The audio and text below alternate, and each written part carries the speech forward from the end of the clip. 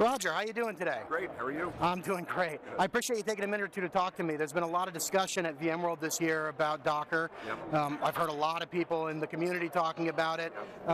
Give me the 15-second version here. What's so great about Docker? What makes it different, or is it potentially complementary to virtual machines? Well, I think that's been our message here, right? That it is complementary. I think that's why customers are excited. But Docker at its highest level provides you, three core values, I would say, right? One, to the application development lifecycle, you put your application very simply in a Docker container, and it integrates with your existing application development tool sets through open APIs, and it streamlines that process, which everybody wants. Gone are the days where a developer wants to do what they want to do, and the system admin has a problem because their environment is different.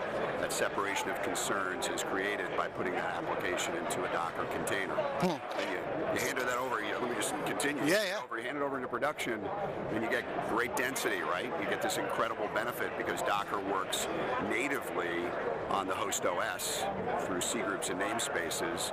And the beauty of what we're doing with VMware is now we're optimizing Docker to work within a virtualized environment from VMware. So that's interesting. So bottom line, for people who don't know a whole lot about this stuff, VMs have an operating system underneath them. They've got components in them that I'm never going to need as I'm building my application. Maybe my application doesn't have a print element. I don't need a print spooler, but I can't get rid of that in my regular VM. With a container, I'm using a really streamlined mechanism for getting these apps developed, and I'm producing much smaller end results, correct? Exactly. You can sell it yourself. I think the principle of a guest operating system on a virtualized environment essentially goes away with the introduction of Docker containers. Gone are the days where you have a guest OS that's measured in gigabytes, hosting an application maybe that's megabytes. Right. It's a very heavyweight solution to a problem that we had 15 years ago.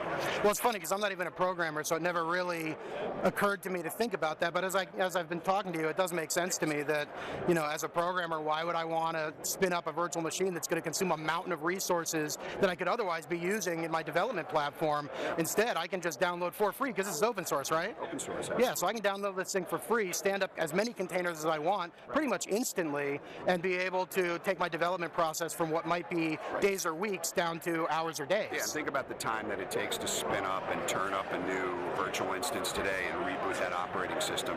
That goes away. They're instantaneous in the way that they come up. So in terms of rapid and iterative development, it gets very, very efficient and interesting. So you get the density, you get application developers who are real happy, system admins and application developers can get along actually for the first time.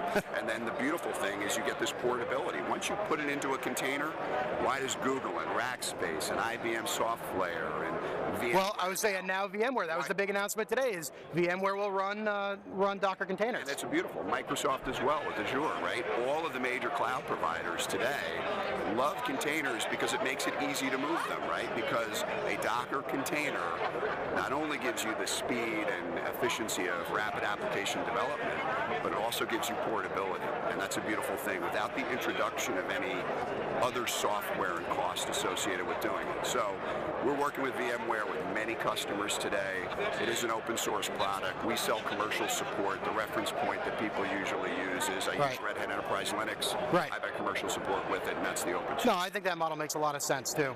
Well, great. Thank you so much for your time today. I really do appreciate it. Have a good one, and we'll talk to you soon. Take care. Good.